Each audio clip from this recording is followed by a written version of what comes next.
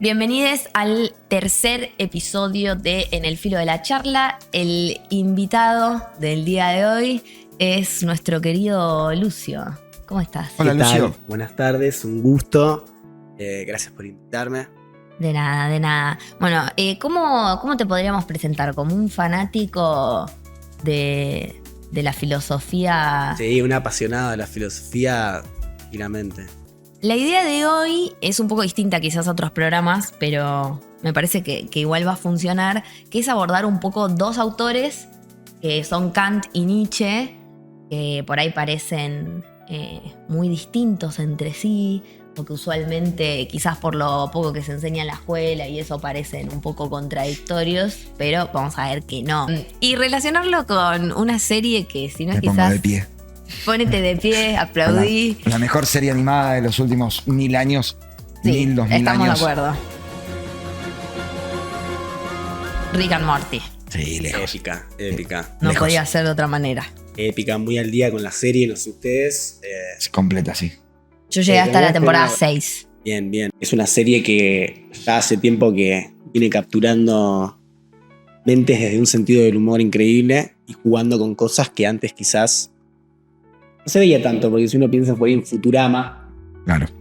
por ahí jugaba un toque con eso, ese mundo de ciencia ficción, pero no llegaba a lo... Pero mucho más lineal.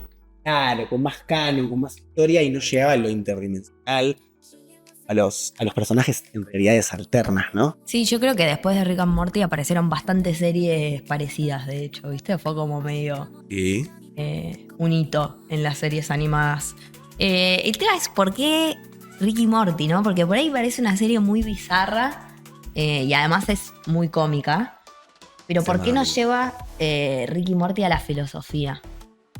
Bueno, a mí me parece que ya desde el piloto la serie juega constantemente con cuestiones existenciales, ¿no? Es decir, preguntas y sátiras sobre la falta de sentido de la realidad y del mundo en el que vivimos, ¿no?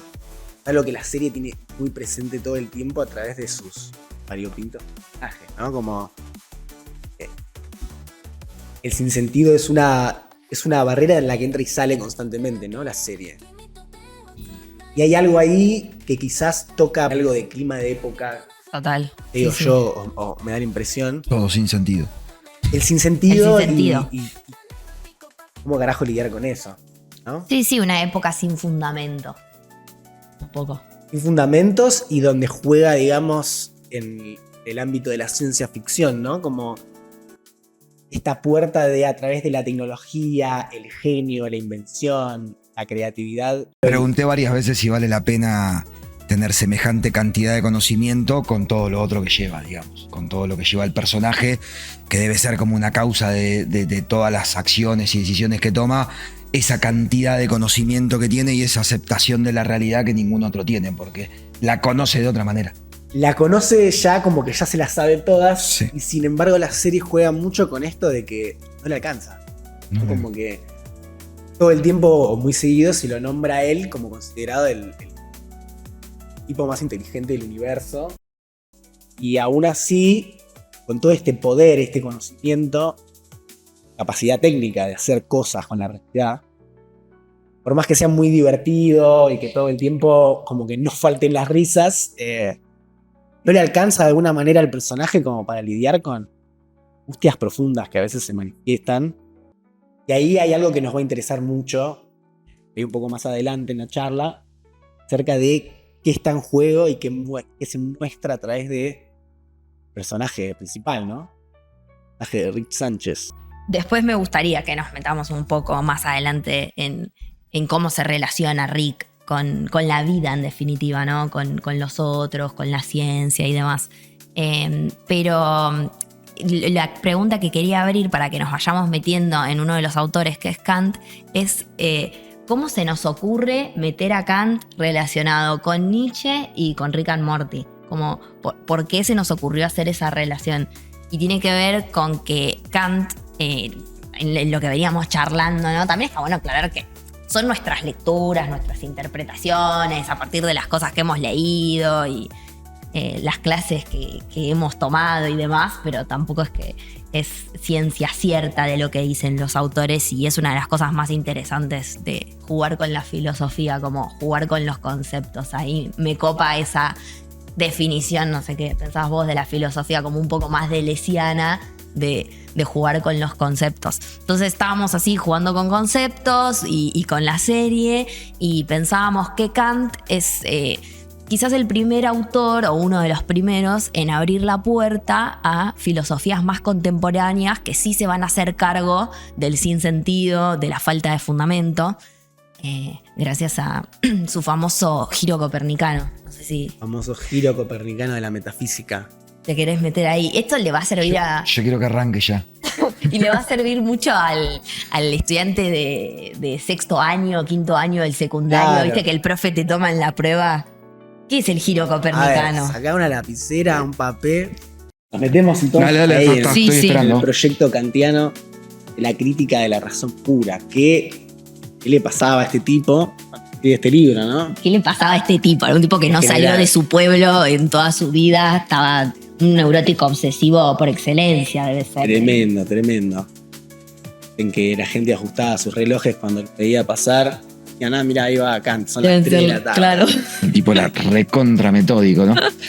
Muy puntual, como vos, Lucio. Casi, sí. Más no tanto como yo, pero. Acá nos ubicamos en un momento de la filosofía occidental, ¿no? Con todo lo que conlleva eso. Desde la cultura occidental siglo XVIII, fines del siglo XVIII, hablando de 1700, ¿Qué es lo que sería filosofía moderna todavía? que es todavía lo que se considera como periodo histórico de la filosofía moderna, donde empieza a pasar algo con la ciencia, ¿no? Aparece Newton y la ciencia empieza a transformarse, ¿no? Con el uso de la matemática y teorías que pretenden y logran dar explicaciones muy precisas de fenómenos, ¿no? De lo que vemos que sucede. A través de la matemática, empiezan a desarrollarse ecuaciones y cosas raras que de alguna Como que la manera razón explican. parecería estar pudiendo captar el mundo. Claro, ¿no? Hay algo de que Va ganando. Va ganando empieza a la ganar razón. terreno, claro, empieza a ganar terreno y se dan cuenta que con esa razón y con esos peritos pueden dar con cosas que dicen algo de la naturaleza, ¿no? Y la pregunta que se hace el autor acá es, ¿por qué en la filosofía me está pasando esto? ¿Por qué la ciencia avanza Claro. de esta manera? Y sin embargo, la metafísica, esta filosofía abocada a preguntas como ¿qué es lo que hay? ¿Qué es el ser? Preguntas súper abstractas, ¿no? Bien primigenias. Y ante esta pregunta, él va a elaborar una propuesta sistemática, ¿no? ¿Y qué es esto del sistema? Porque después hay otras filosofías que no van a buscar crear un sistema. Nietzsche no busca crear un sistema. ¿A qué nos referimos cuando decimos que un autor es sistemático? Y nos referimos básicamente a la búsqueda, cuanto menos, de que su filosofía esté basada en determinados principios, que parta de ciertas propuestas o proposiciones, cuyas consecuencias se vayan encadenando de una manera coherente, que buscan determinada completitud. O sea, que busca que todo se pueda explicar A partir de unos a partir de los mismos principios y de una manera sin contradicciones, digamos. Lógica. Cuando decimos que son sistemáticos nos referimos a esta búsqueda, a esta intención de crear una obra que funcione un sistema entendido de esta manera. En esta búsqueda de explicarse por qué la filosofía no avanza de esa manera, dicen, bueno, para empezar, el proyecto busca fundamentar el objeto de esa ciencia que sí avanza. Y la física estudia cuerpos, por ejemplo, ¿no? Los fenómenos que percibimos y cómo podemos, digamos, prever también qué va a suceder, ¿no? Lo que le preocupa o lo que le importa a Kant en un principio es, tengo que dar cuenta. La física no lo explica ni está por hacerlo, ¿no? Porque su trabajo no es, el trabajo de Newton no es definir, sino describir cómo se ¿Cómo comporta funciona? de la manera más precisa posible. Pero él nunca se va a enredar en la pregunta, digamos, más física. Del ser. El ser de esa materia. Entonces lo que va a buscar Kant es cómo puedo explicar ese objeto, dar cuenta de qué es, cómo es que lo percibimos y que lo podemos conectar. él va a resumir el espíritu de su esfuerzo de la siguiente manera. Él va a decir, bueno, hasta ahora se ha ensayado pensar al conocimiento como si el conocimiento fuese determinado por los objetos. ¿Qué significa esto? Y hasta ahora se ha pensado el conocimiento como que es algo que conoce al ser moldeado por las cosas que se perciben, ¿no? El conocimiento del micrófono está determinado por las características del micrófono. Claro. Lo puedo percibir, ¿no? Y lo que va a proponer Kant es ensayemos ahora si no es más bien al revés. Los objetos son determinados por el conocimiento humano. Ya es propuesta del giro copernicano. Eso es lo que intenta o empieza a producir él. Es lo que empieza el intento que va a proseguir él, y lo llama giro copernicano por una analogía, ¿no? El sistema tolemaico, esto de que la cuestión astrofísica o astronómica, el antropocentrismo de ver a la Tierra como el centro del universo. ¿Sabe? Que el Sol gira alrededor de la Tierra. Copérnico viene a desplazar eso y hablar de... Una teoría heliocéntrica. No. La Tierra gira alrededor de otra cosa que es la estrella, que es el Sol.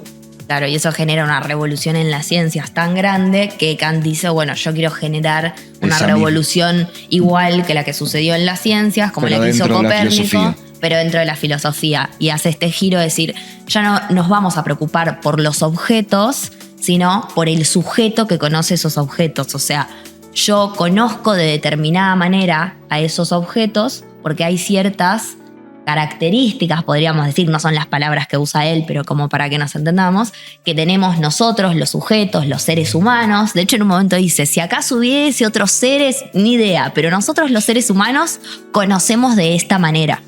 Y a través de un desarrollo de las distintas facultades de la mente, él va descubriendo cuáles serían como esas características que ya trae el ser humano consigo y que hace que conozcamos a los objetos de determinada manera y no de otra. Pero estamos como encerrados en esa forma de conocer las cosas, ¿no?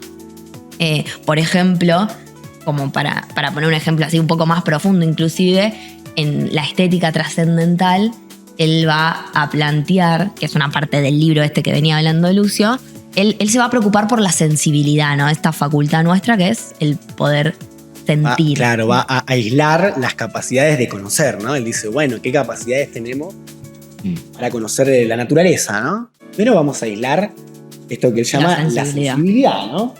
¿Y qué es la sensibilidad? Va a decir, bueno, menos que es una capacidad de la mente. Y lo que va a plantear es, bueno, a ver, aislando estas facultades, empezando por eso se llama estética, ¿no? Por la cuestión de la percepción sensible. Claro, porque estética se suele pensar como la filosofía del arte o de lo bello, pero acá tiene otro sentido en Kant. Acá tiene que ver con la percepción sensible. Y lo que va a proponer Kant, bueno, primero la va a describir, ¿no? Nuestra facultad para percibir que es sensible es pasiva. ¿Qué quiere decir esto? Es afectada. Claro. Cosas nos afectan. Yo miro esa luz y la luz la percibo en la medida en la que afecta mi sensibilidad. Claro, en definitiva la luz no depende de tu voluntad. Yo no puedo crear esa luz que me viene, me es dada. En la cara. Yo la puedo percibir de una manera pasiva, digamos. Para yo saber cuál es el color azul o cuál es determinado sonido, tuve que tener la experiencia de ese color azul alguna vez. Vi varios colores azules y entonces puedo decir, este es un color azul. Sin embargo, para Kant, el tiempo y el espacio no es que yo necesité experimentarlo para poder tener... No, el tiempo está porque está. Bueno, está en la sensibilidad y el espacio también. Yo no puedo percibir los objetos de otra manera que no sea dentro del tiempo y el espacio. Esa es la forma de mi sensibilidad. No es que el tiempo y el espacio están las cosas. ¿Qué sé yo cómo son las cosas? Claramente Rick Sánchez, como algo, un elemento que está siempre presente en la serie, es que Rick hable portales. Entonces ya de por sí hay un juego del entrar y salir del espacio, entrar y salir del tiempo, que es constante y que es como un elemento clave de la serie. Y le da la posibilidad a la serie de explorar todas las narrativas que explora, ¿no? El hecho de no estar relegada a un solo tiempo y espacio. En el caso de Kant, ella que hablaba de la forma se contrapone a contenido. Y la forma es a priori. O sea, vos, por ser el sujeto que sos, Ya venís con eso. Tu sensibilidad tiene esa forma mental. Como que ya estamos programados, ya está insertado el programa en nuestra mente que dice todo lo que percibas va a tener esta forma, la del espacio y el tiempo. Y después está, sí, el contenido. Y él lo crea eso como una cuestión natural del ser humano. Sí. Básicamente es la forma de la subjetividad. La forma de la sensibilidad es el espacio, es la forma del sentido externo. Vos no podés objetos que no estén en el espacio, pero quizás sí te pueda figurar un espacio sin objetos. Entonces, ahí lo que él dice es, bueno, entonces el espacio es una condición que hace posible que vos percibas objetos externamente. Y el tiempo es la condición interna. Todo lo que percibas, por ejemplo, en el espacio, internamente se va a dar en un momento. Entonces, el tiempo y el espacio son características propias. Determinan el conocimiento. Claro, en última instancia son condiciones que van a determinar el conocimiento. Vos en última instancia nunca vas a poder conocer algo más allá de la experiencia posible bajo las condiciones del tiempo y el espacio. Vos científicamente no vas a poder conocer ningún fenómeno, ningún objeto más allá de esa experiencia. Y eso es clave. Es el límite que da esa estética, esa forma de ver la sensibilidad, porque vos olés olor a cebolla. Eso es un contenido secreto a posteriori, ¿no? Es el contenido de una sensibilidad. Este giro copernicano, con todo lo que conlleva, como por ejemplo que la forma de la sensibilidad sea el espacio y el tiempo, nos permite ir acercándonos a filosofías más contemporáneas después, que ahí lo conectamos con Nietzsche. ¿Por qué? Porque hay como una frase muy común por ahí cuando se estudia Kant, para el que está ahí tomando nota para la prueba de mañana, que es que Kant abandona la posibilidad de conocer la cosa en sí. ¿Y qué significa esto, Lucio? ¿Y cómo se relaciona con el giro copernicano? Lo que va a proponer Kant es que, así como la sensibilidad tiene su forma a priori, su forma pura, dependiente de toda experiencia, la forma del sujeto, ¿no? La tuya, es la mía, es la de cualquiera. Es la de todos, es la de todas. La de todes. El entendimiento también va a tener una forma particular. Esas formas son 12 conceptos. Sí, que no. No me preguntes por 12. Qué, no vamos a ir por ahí. Son 12. No son 13, no son 11, son 12. El chabón reflexionó, no había uno, ¿no? 4 grupos de 3. Pero lo separó en grupos, como si fuera siempre está todo un mundial. Y ganadores se cruzan con. Separó en grupos. Ordenadito. 1 y 2 se cruzan en el grupo H y así cuarto de final y ir achicando. Y así funciona el conocimiento. Terminamos por básicamente. Hoy. Entonces, en definitiva, lo que él está tratando de estudiar o de entender o de conocer es la forma de la mente humana. Y el conocimiento de los objetos está determinado por esta forma que tenemos los seres humanos de nuestra mente. No podemos saber cómo conocerían los objetos, por ejemplo, un extraterrestre, porque quizás no conoce a través del tiempo y el espacio, o quizás el tiempo se le presenta de otra manera. Quizás no es como una sucesión de cosas, sino que es todo al mismo tiempo o es circular. Hay un montón de películas que abordan la cuestión. Pero en definitiva, esta forma de relacionarse, este planteo respecto del conocimiento en el cual lo que importa es la forma de la mente humana, al hacer eso estamos abandonando la posibilidad de decir cómo son las cosas en sí. O sea, yo no sé si esta pelota está acá, está acá, un extraterrestre la percibiría de otra manera. Un ser de 2 dimensiones la percibiría en 2 dimensiones, etc. Exacto. Pero ¿cómo es la pelota en sí? Te podría preguntar yo. Si un ser de 2 dimensiones la percibiría como chata, yo la percibo y otro extraterrestre percibe un montón de pelotas juntas que no sé qué. Bueno, pero ¿cómo es la pelota en sí? Objetivamente, ¿cómo es eso más allá de la experiencia subjetiva? No tenemos ni idea, no me importa. La conclusión de la que arriba es eso. Conocerlo porque te vas a chocar, te estás yendo de la isla de la verdad. Claro, si vos querés conocerlo, mal te veo. Ahora, él sí va a pensar, y esto nos va a servir después, igual seguimos pensándolo. Aquello que no podemos conocer, insistimos igual lo pensamos. Porque es una tendencia humana. ¿Qué pasa con esa tendencia? Es algo que nos va a importar antes de irnos al lado práctico de la moral, ética y la moral. Claro, y entre Nietzsche y Kant vamos a ver una cierta continuidad, Sí, que es sí, lo sí. que no siempre es tan evidente, ¿no? ¿Qué continuidad hay entre la filosofía nietzscheana y Y la filosofía. Kant? Sí, Y después vamos a ver dónde se contraponen. claro. Y Kant es como que abre una puerta, podríamos decir, para mí. Y después Nietzsche agarra y dice, sí, me meto acá adentro, en esa puerta interdimensional.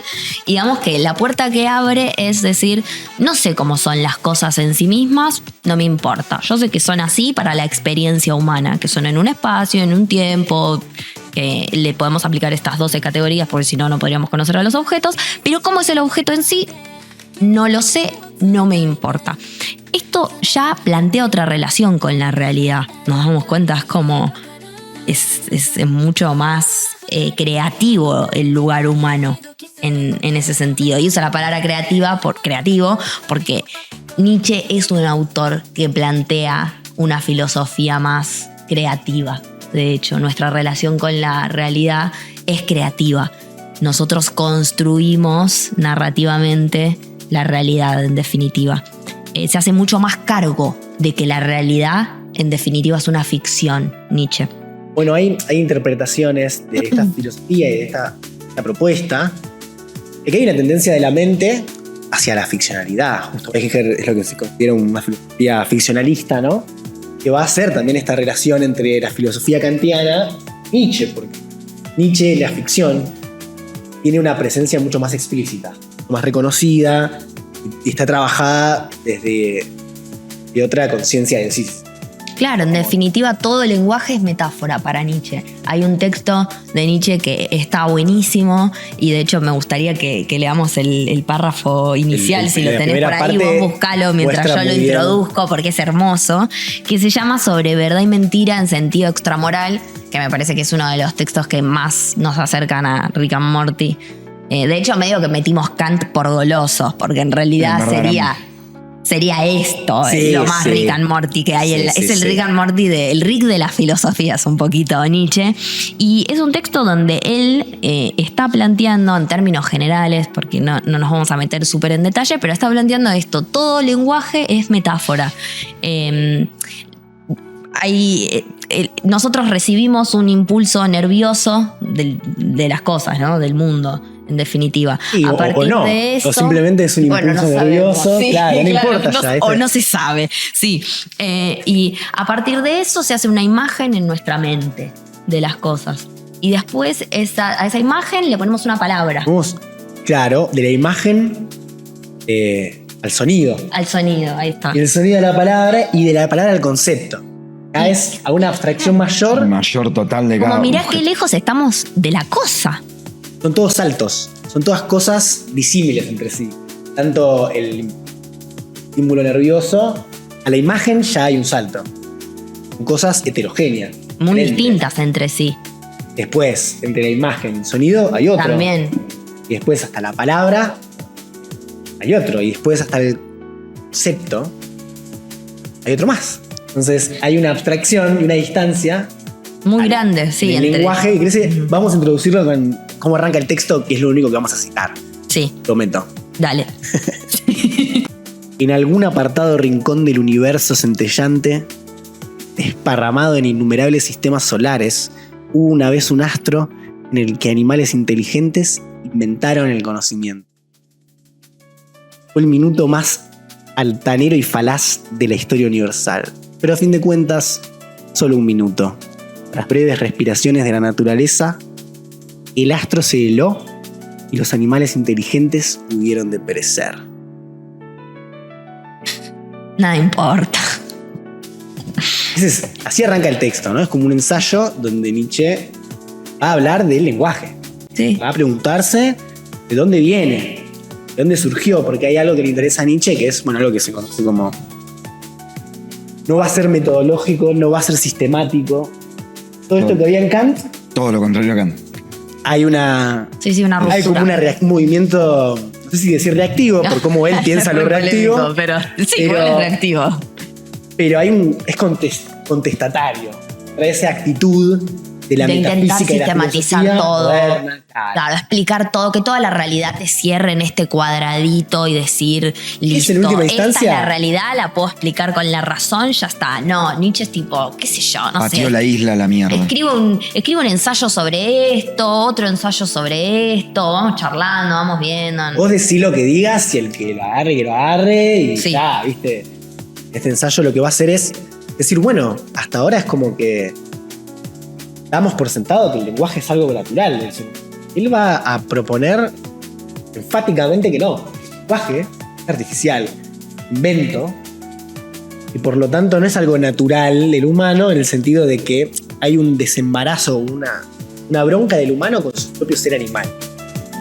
Hay cosas que... El tipo está enojado. El tipo dice que nosotros estamos enojados con nuestro primer pie en el universo, que sería más animal. Hay operaciones, hay cosas que hace el lenguaje que nos alejan de ese origen animal. Acá se va a preguntar por el origen del lenguaje, del conocimiento, de los conceptos, de dónde viene, de qué se trata, qué pasa acá. Y el contexto es bueno. Nietzsche va a partir como ya desde en este momento, obra digamos, ya desde una fuerte tendencia a decir, che, la filosofía hasta ahora, la metafísica occidental, viene distinguiendo cosas de manera bastante binaria o opuesta. Un tema con la racionalidad, que él va a ver muy relacionado al hecho de que hubo una domesticación. Un proceso de domesticación del animal para que viva en sociedad. Tiene mucho que ver con el lenguaje, ¿no? Él preferiría ser un perro, básicamente. Bueno, se Una volvió buena loco. pregunta. Sí, por ahí. Prefería ser un caballo. Viviría por el prado, Tú corriendo. también preferirías ser un perro a veces igual, ¿eh? No lo culpo. Bueno, el sistema te hace pelota, pero... No te diría tanto que sí, pero tampoco te diría. No, pero es que es interesante y creo que por ahí te choca un poco porque sí, él viene a cuestionar esta cosa de lo humano. Viste que a veces uno dice, no, porque esto no es humano. Es como para...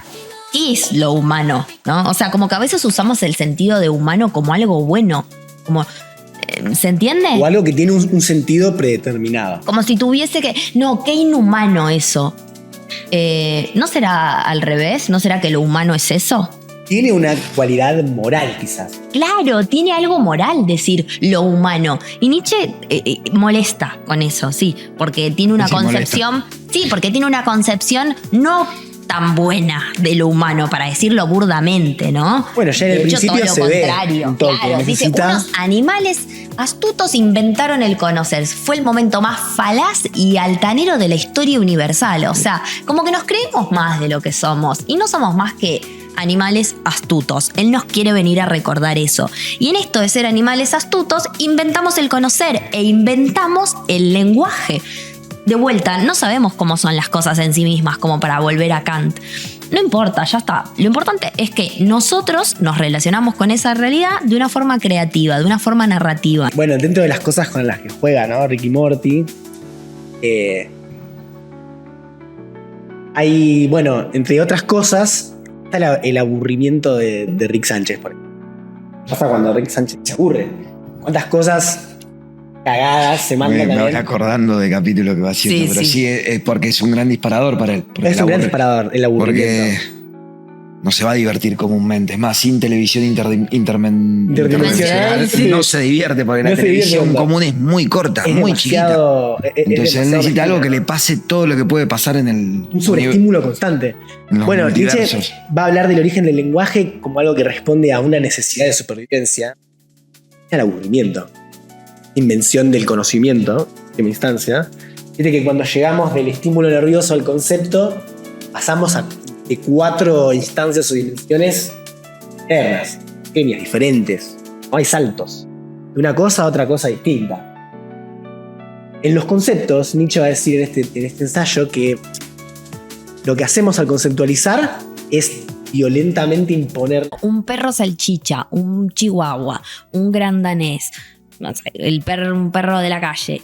¿Qué tienen en común esos perros para que nosotros a todos los llamemos perros? Bueno, nosotros estamos violentando las diferencias, porque son muy diferentes un perro salchicha de un gran danés, para poder llamarlos a ambos perros. lo que está diciendo en este ensayo, en el siglo XIX, 1820 y algo, que el lenguaje es un dispositivo, que el lenguaje es una tecnología, el lenguaje es un instrumento artificial.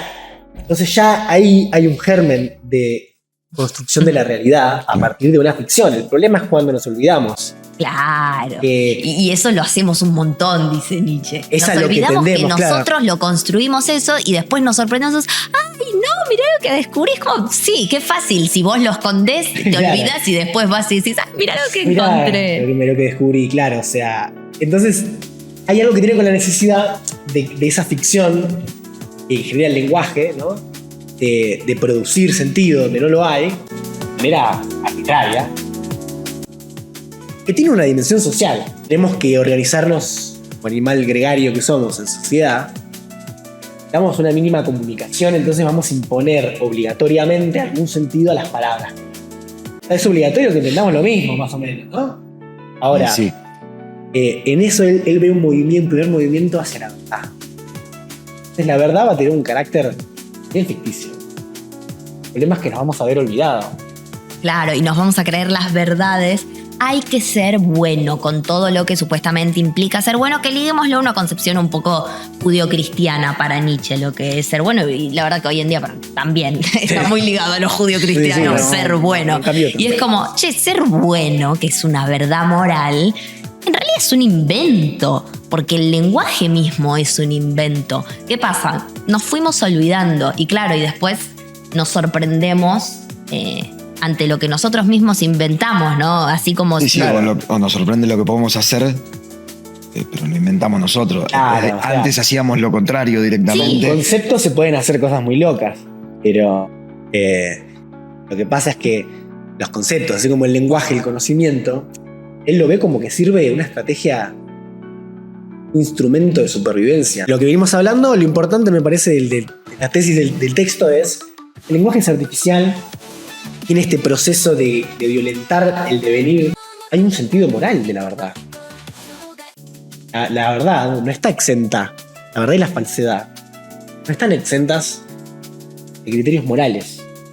También es una tesis muy fuerte de ese ensayo. Es una de esas cachetazos que le viene a dar Nietzsche a la filosofía europea.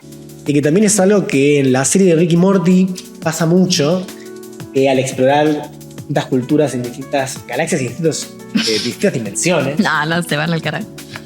No, bueno, vinimos a esto. Sí, ¿no? sí, pero me encanta. Sí, No, se van pero- al carajo los creadores de Rick y Morty. Ah, sí, sí. Sí, nosotros No, también, es pero- maravilloso. Nosotros lo vimos ahí, pero vimos en el carajo. Pero bueno, entre todas las cosas con las que juega, sin hablar ya del tema de las narrativas que tiene un episodio, ya el del tren. El del tren. Te estaba pensando en ese mismo episodio y que es uno de los encima, creo que es uno de los más complejos de entender en el total de la historia. Ah, sí. Porque me parece que es más el que menos vuela con cuestiones banales y más está todo el tiempo con el control de la narrativa y él tiene que controlar la narrativa del tren, si no, no pueden salir del capítulo. Es tremendo. Y encima, encima del tren tiene forma de círculo, o sea que va a quedar encerrado para siempre ahí. Sí, un loop. Te vuelve loco, te vuelve loco, te vuelve loco. Un loop. Y tiene un enemigo que es justamente un personaje que lo que pretende hacer es dominar, un dominio sobre las narrativas, ¿no? Y hay algo entre la narrativa y el ordenamiento de lo real. The anthology. If we wanted one-offs, we'd do interdimensional cable, not some uptight, overwritten. Rick! God damn. Tickets, please. Dude, I'm sure you've got, like, so many tickets at this point. Jesus, the tickets, please guy is cut. He's got those things. What do you call them? The, bomb gutters. Morty gross. That's what people call them. De la voluntad de poder, que es algo que se ve mucho en el personaje de Sánchez y también en sus enemigos, ¿no? Esta voluntad Sí, de... la envidia de que él lo podría hacer mejor seguramente también de parte de sus enemigos. Porque Sí. siempre termina ganando además. Y hay algo de eso que hasta él le molesta. Claro, yo creo que las últimas temporadas va demostrando eso, que él se va agotando porque su cantidad de conocimiento, de control de la narrativa, de control de los resultados y demás. Y bueno, sí, no hay desafío. Los desafíos, los Todo es desafíos... una mentira, todo es ficción, porque la realidad puede ser manejada, hay miles de opciones para resolver. Él sigue siendo humano, ¿no? Él se modificó miles de veces, no puede morir porque automáticamente es clonado en cualquier otra realidad. Es tremendo, sí, Entonces sí. él no puede morir. Es como a prueba de toda adversidad, Y sin embargo, siempre persiste como un problema con ese vacío existencial que se ve. Para mí es muy depresivo por momentos el personaje. Hay un episodio en el que Morty se da cuenta de que Rick tiene una tecnología para sacar los recuerdos de la mente de la Buenísimo el gente. capítulo. Recuerdos rojos, azules, tiene un casco, se conectan al... Entonces te No saca me un acuerdo, no fragmento. sé si lo vi. ¿De qué temporada es? Creo que es 4, ¿no? Si no Sí, me equivoco, por ahí. por ahí. Pero te saca un fragmento de la vida para que vos no sigas recordando eso. Entonces, a Morty le saca todos los recuerdos donde él tuvo la culpa de que una sociedad desaparezca, de que una Claro, familia traumas, muera, sí. todos traumas y traumas. O una vez que él lo corriges. Y en cambio, Rick se borra, por ejemplo, le borra a Morty cuando Rick pronuncia mal una palabra y se le caga de risa. Sí, dice Granite y le dice, no, es Granite. Vos Entonces- pensabas que era Granite. Y el chaval le borra la mente. El chabón le borra la memoria para no quedar como un poco bruto o algo por el Claro, estilo. porque es un ser súper narcisista. Sí. Entonces él, para no romper con eso, le quita. Bueno, es otra de las cosas con las que juega la serie, ¿no? ¿Qué pasa con los olvidos? Si tuvieras una tecnología como para... Poder desarrollar tu conciencia a medida, porque Morty puede haber hecho Claro. causar la muerte y el holocausto de casi miles de planetas, pero no lo recuerda. Claro. Es buenísimo. A mí me gustaba para pensar a partir de Nietzsche y ya después ir cerrando un poco con la parte moral de ambos autores y pensar Nietzsche en relación a Rick and Morty como esto de decir, bueno, en definitiva no hay un sentido racional en la realidad, esto de abandonar la posibilidad de conocer la cosa en sí también conlleva eso, es decir, bueno, no sé, no hay un sentido escrito en las cosas que nosotros tenemos que descifrar a través de la razón, ¿no? Entonces, si no hay un sentido, no es que estamos acá por algo, porque Dios, porque ya encima siquiera sabemos si podemos conocer a Dios, es como que hay un gran cambio de paradigma en todo eso. Bueno, ¿qué hacemos? ¿Nos deprimimos? La vida no tiene sentido. ¿Es eso lo que me estás queriendo decir, Nietzsche, que me deprima? Cómo nos vinculamos, cómo asumimos nuestro modo de existir, digamos, o de estar en un mundo, cómo creamos ese mundo, cómo lo destruimos, en la medida en la que procesos de domesticación, de sufrimiento en el cuerpo, Nietzsche piensa la conciencia como un efecto de superficie del cuerpo. Entonces, la domesticación moral, a través de las religiones monoteístas, como él las ve, como por ejemplo el sentimiento de culpa. Él lo explica en la genealogía moral como una introyección del castigo. El castigo como algo externo, ¿no? Cuando alguien te hace sufrir físicamente como castigo, hay una tecnología religiosa, o en la religión y en las narrativas religiosas, que hacen que uno incorpore el dispositivo del castigo y se castigue a sí mismo. Con la Y culpa. él piensa que eso es la culpa, que él entiende la culpa. Una moral de castigo. Y ahí ve una subjetividad, por así decirlo, patética, débil, ¿no? Enferma. Que es medio Morty, pobrecito, ¿no? Morty representa lo que es en Nietzsche esta humanidad enferma. Tiene Lo enfermedad. mató. Sí, pero es Vos tal sos cual. Rick. Yo sé que vos sos Rick. Para mí, cuando te vuelvas viejo, te vas a convertir en Rick. No, la quisiera. Bueno, sí, pero no vas a tener la capacidad de regenerarte y un montón de olvidate, cosas. súper Así que yo mortal. te diría que te cuides con los ansiolíticos y con el alcohol porque él lo puede Sí, superar sí, de sí, otra yo manera. no me puedo hacer otro hígado, así que. Que sufrimos en virtud de eso y cómo enfrentamos un sufrimiento que no tiene sentido. Y acá se va a contraponer a esta tendencia más decadente, vivir, ser moral que castiga a sí mismo, que vive bajo preceptos morales y de la verdad, ¿no? Que en última instancia Son engaños, que se cree que a nos sí olvidamos mismo. que eran engaños. Entonces, el engaño no necesariamente en este autor tiene un sentido negativo porque hay algo del engañarse en el crear ficción, en el crear mundo.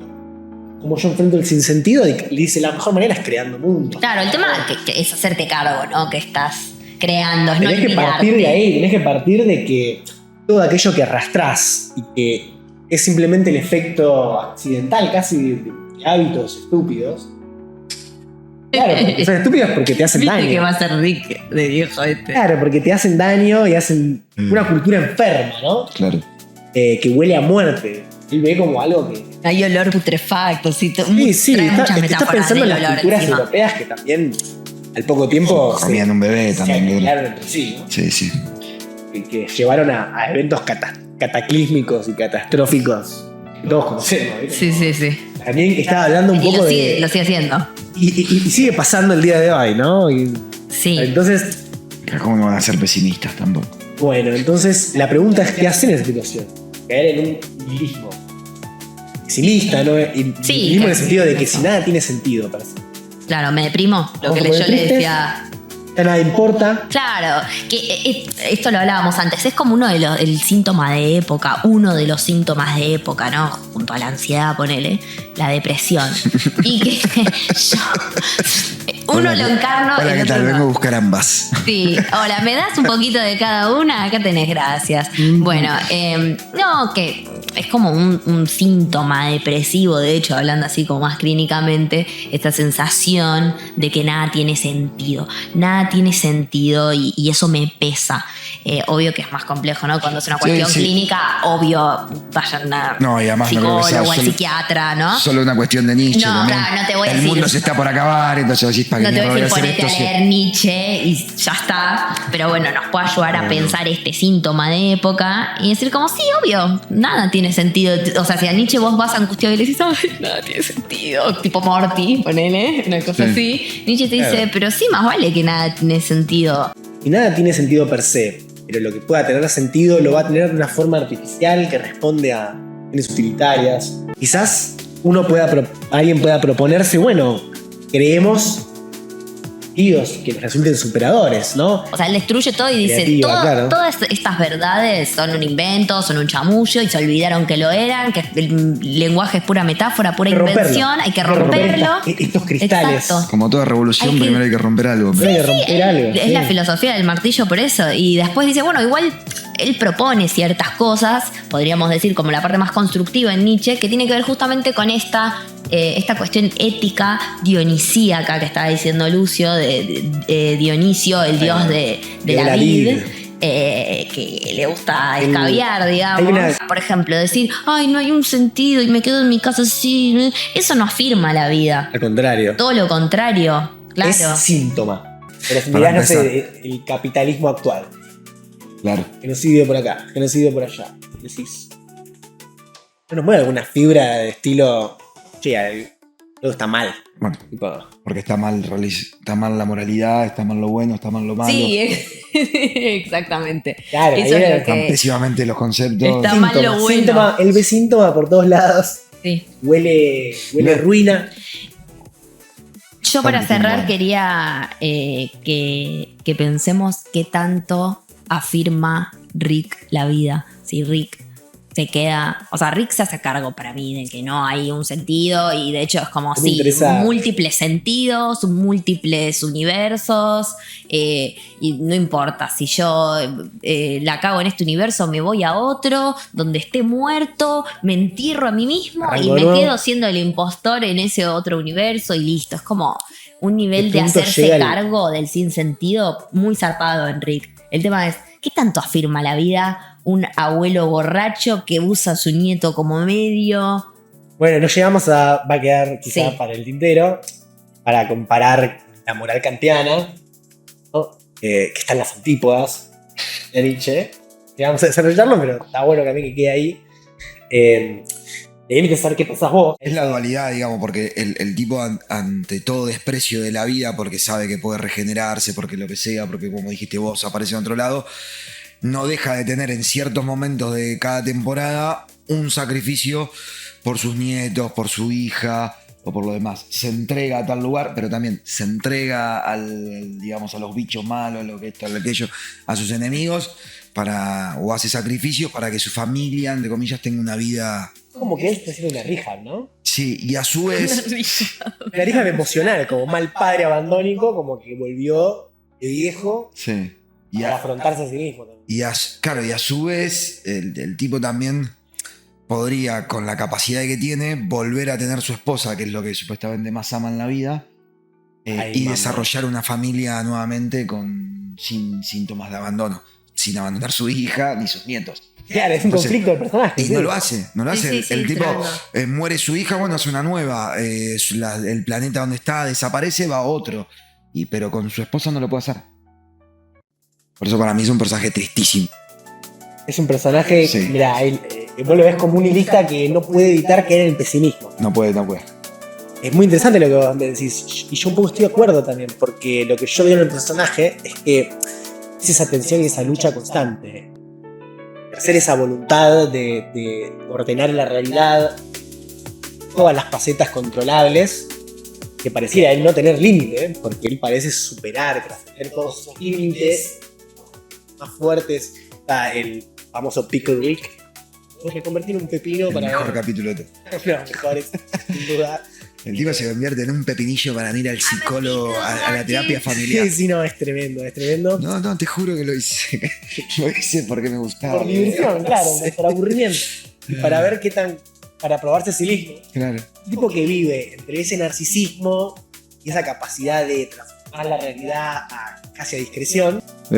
Y hay como ese momento en el que él crece como ser humano, porque él éticamente hay momentos en los que Sí, crece un Crece, toque. sí, Sí, termina sí. pidiéndole disculpas a la Eso. hija, asume su error. cambia algunos hábitos y a la vez también sigue luchando con esta angustia de este vacío existencial.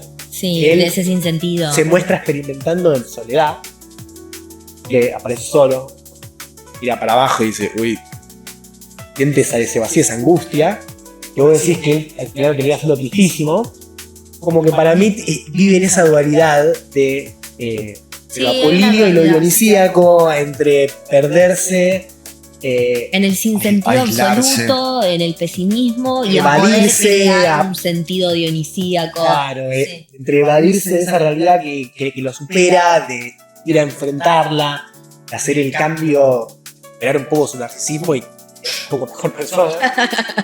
¿No? Pero Lucio, ¿qué es ese concepto de mejor persona? ¿De dónde lo sacaste? raro, ¿Te ¿no? olvidaste Bueno, que lo pero- inventaste? Me olvido. Bueno, no sé si mejor persona, pero de cambio de hábitos puede ser. Es que ya no importa cuál es la verdad, son las dos verdades. Son las dos. Claro. Son las dos reales. Ahí, yo quiero cerrar con un Eso solo sí. capítulo Están para más mí. allá de la verdad y la fantasía. Es uno de los más maravillosos. Hay un capítulo donde Rick trae fideos a su familia y tiene una salsa especial. Uf, ese no lo viste vos. Que es de la última temporada. No, es No. el anteúltimo. Ah, No te lo voy a contar porque te voy a arruinar uno de los mejores capítulos. Míralo y lo hablamos el lunes. dale. La próxima lo hablamos. Es brillante. Bueno, estamos.